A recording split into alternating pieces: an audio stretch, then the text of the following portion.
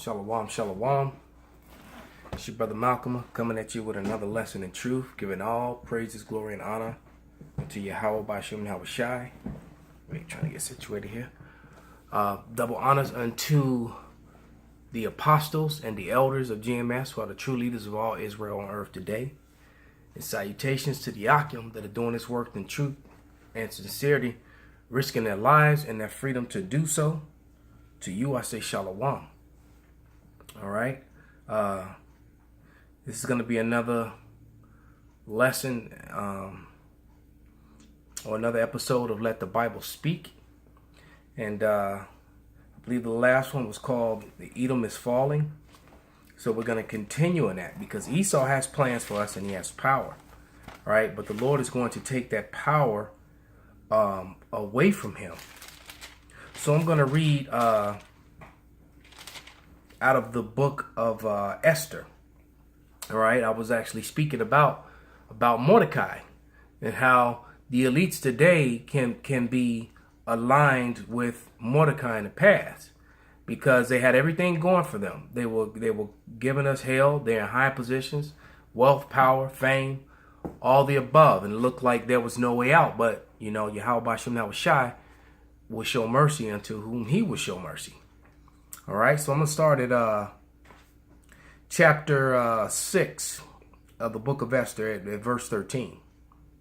All right, and Amon told Zeresh his wife and all his friends everything that had befallen him. And then said his wise men and Zeresh and his wife unto him, if Mordecai be the seed of the Jews, before whom thou hast begun to fall, thou shalt not prevail against him, but thou shalt surely fall before him. So he was warned. And while they were yet talking with him, came the king's chamberlains, and hasted to bring Haman unto the banquet that Esther had prepared. All right? Because see, Esther had been fasting and praying and giving herself into prayer to Yahweh by Shem Shai for her people, for her uncle, all right, and for herself, because these Edomites were planning on destroying them.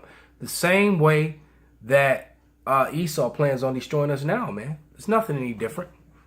Esau's goal is to annihilate Jake, man, and take our place, man.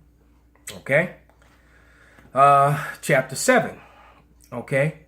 Now, mind you, before I read this, in the past, and I don't even recall, and I grew up in the churches, man, in different religions. I grew out, as a child, I was in the Jehovah's Wickedness, as a child.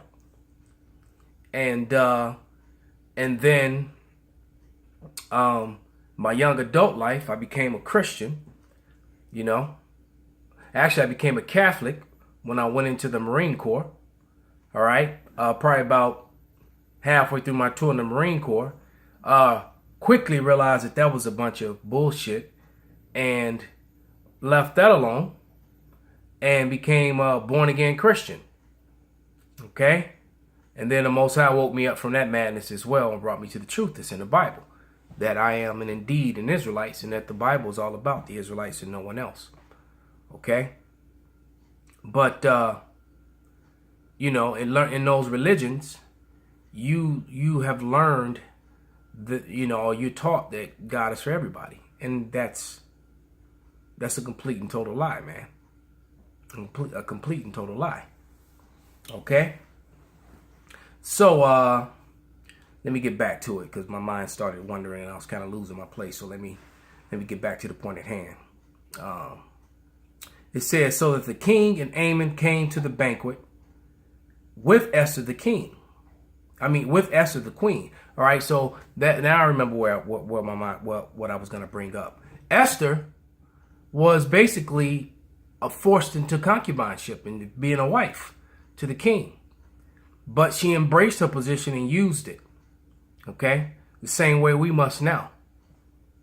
Okay, so basically, Amon's plans failed because the Most High gave favor unto Esther and listened to the voice of Esther. And through that, Mordecai, the men, all right, of Israel, okay, were able to raised up and reigned supreme at the time, okay, and got salvation away from this Edomite who planned to destroy them. All right, as they plan to destroy us now with the King Alpha program, Rex 84. And not only does Esau plan on destroying the seed of Jacob, but Esau plans on destroying even his own people, man. Okay? Hence the reason why, a lot of these right wing and these Edomite superiorist groups, KKK, skinheads, and different Nazi groups, why they hate the Jewish so much. And the truth of the matter is the Jewish are no different from the KKK. They're the same Edomite people, man. Same damn devil. There's no difference in between them, except one calls himself Jewish and one calls himself white, and they're both red. Okay? And the Jewish has basically got a cornered the market on everything and left them very little, and now that's clear and apparent, and that's where the anger and the hate comes in. Okay? So verse 7 chapter 7 in the book of Esther. And it says, So the king and Aman came to the banquet with Esther the queen. And the king said again unto Esther on the second day at the banquet of wine, What is thy petition, Queen Esther? And it shall be granted thee. And what is thy request? And it shall be performed, even to half of the kingdom. So the king had gave her serious favor, saying that even if you won't have the kingdom, it's yours. So Esther must have really been, a sight. Get your juices flowing, get your nature to raise up. She had to be for the king to be like that. All right. Then Esther the queen answered and said, If I have favor in thy sight, O king, if it please the king, let my life be given me at my petition, and my people at my request. All right? She asked for her life and the life of her people. For we were sold, and my people to be destroyed, to be slain, and to perish. But if we have been sold for bondmen and bondwomen, I held my tongue, although the enemy could not countervail the king's damage. Then the king Ahasuerus answered and said unto Esther the queen, Who is he, and where is he, and what durst presume in his heart to do so? And Esther said, The adversary of the enemy is the wicked Aman. He's sitting right there. Aman is sitting right there, man. Okay? Then Aman was afraid before the king and the queen. All right? Because all these lies and all these plans were now being foiled. And it had actually been brought to the attention of the king, which it was not before. He didn't know. Okay? And the king, arising from the banquet of wine in his wrath, went into his palace garden. And Aman stood to make request for his life to Esther the queen, for he saw that there was evil determined against him by the king. All right? Then the king returned unto the palace garden, into the place of the banquet of the wine, and Aman was fallen upon the bed whereupon Esther was, and said, Then said the king, Will he force the queen also before me in the house? As the word went out of the king's mouth, they covered Aman's face. So he came back and saw this damn devil at his woman's bed in his house. Goes to show you how bold, how wicked Esau is. Okay?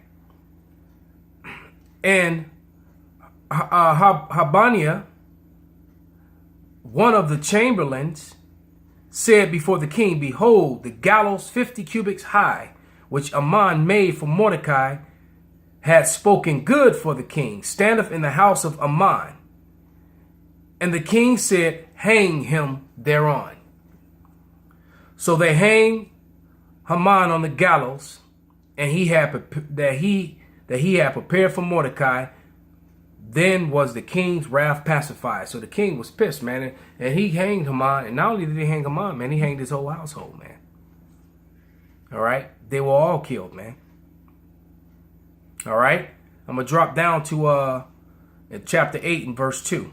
And the king took off his ring, which he had taken from Aman, and gave it to Mordecai over the house of Aman. So just like Mordecai ended up with Amon's house, Haman,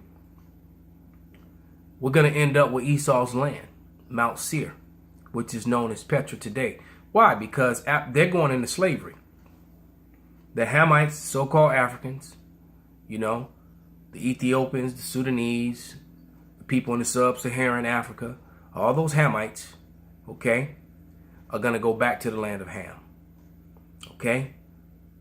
The Muslims are going to go back to where not meant to say the Muslims, but the Ishmael, and then Ammon and Moab, Japhet, all the sons and daughters of the heathens are going to go back to their lands. But Esau, at the end of his slavery, he gets rounded up and destroyed. He's going to have nothing. So the end that he plans, like when we read in the Wisdom of Solomon, 2nd chapter, when he says, let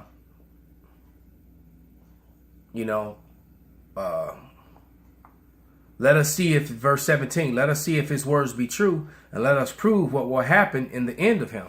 Esau was challenging the Most High. You're not challenging us, you're challenging the Most High. And the Most High is going to take everything from you and give it unto Israel, man. All right? Verse 3, Esther 8:3. And Esther spake yet again before the king, and fell down at his feet, and besought him with tears, and put away the mischief of Ammon the Agagite, and his service, and his device that he had devised against the Jews. All right, so everything that you Edomites try to do, man, is going to come back on you. So with that, say all praises, glory, and honor be unto you. How about Shem Shy and Shalom.